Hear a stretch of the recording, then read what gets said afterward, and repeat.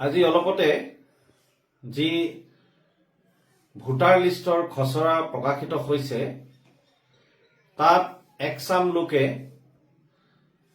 বিসংগতি আছে বুলি কৈ এটা প্ৰচাৰ কৰিবলৈ চেষ্টা কৰিছে আৰু এনেকুৱা এটা ধাৰণা ৰাইজৰ মনত দিবলৈ বিচাৰি আছে যেন বহু সংখ্যক বাহিৰৰ পৰা ভোটাৰ আনি আগন্তুক দিনত আমি নিৰ্বাচন খেলিবলৈ গৈ আছো। এয়া সম্পূৰ্ণৰূপে মিছা অভিযোগ আৰু যদি তেনেকুৱা ধৰণৰ কিবা আছে নিশ্চয়কৈ ৰাইজ ওলাই আহিব, নিশ্চয়কৈ আপত্তি এতিয়াও এইটো খচৰা হয়, ইয়াৰ ফাইনেল ড্ৰাফ্ট এতিয়াও ওলাবলৈ বাকী আছে।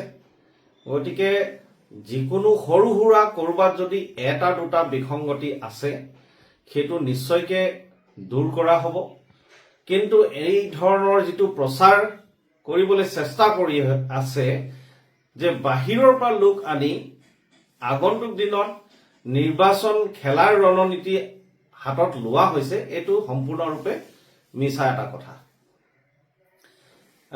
অখিল গগৈ ডাঙৰীয়াই বক্তব্য প্ৰদান কৰিলে যে তেওঁ নিজ কাণেৰে শুনিছে আমাৰ মাননীয় সভাপতি এটা ভিচি তেওঁ বক্তব্য দাঙি ধৰিছে যে ভোটাৰ যিসকলে বিজেপি দলক ভোট নিদিয়ে তেখেতলোকৰ নাম কৰ্তন কৰিব লাগে। এইবোৰ তেখেত আচলতে অখিল গগৈ ডাঙৰীয়া আচলতে এজন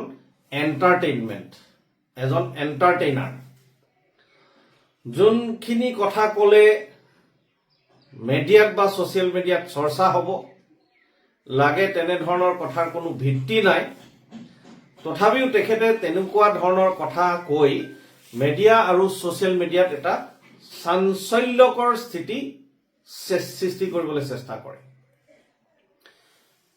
ৰাইজ আপোনালোকৰ মনত আছে নিশ্চয়, যেতিয়া কংগ্ৰেছৰ চৰকাৰ আছিল তেখেতে মিডিয়াত ছ'চিয়েল মিডিয়াত এনেকুৱা ধৰণৰ এটা প্ৰচাৰ চলালে যে সেই সময়ৰ মুখ্যমন্ত্ৰী তৰুণ গগৈ দেৱৰ বহু আমেৰিকাত সম্পত্তি, তেখেতৰ আৰু তেখেতৰ পৰিয়ালৰ বহু সম্পত্তি আমেৰিকাত তেওঁলোকে ক্ৰয় কৰিছে, কিন্তু আজি ইমান অত বছৰ পাৰ হৈ গ'ল তেওঁ আজিলৈকে কোনো সম্পত্তিৰ তথ্য দাঙি ধৰিব নোৱাৰিলে।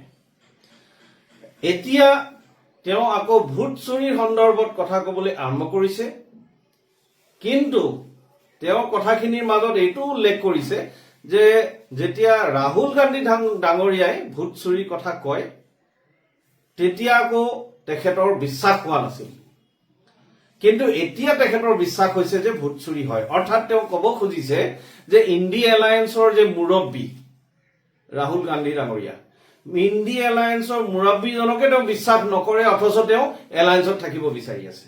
ৰাইজ আপোনালোকে বিবেচনা কৰিব তেখেতক ৰাইজে কোনটো সূত্ৰে কি কাৰণে তেখেতক বিশ্বাসত ল'ব পাৰিব।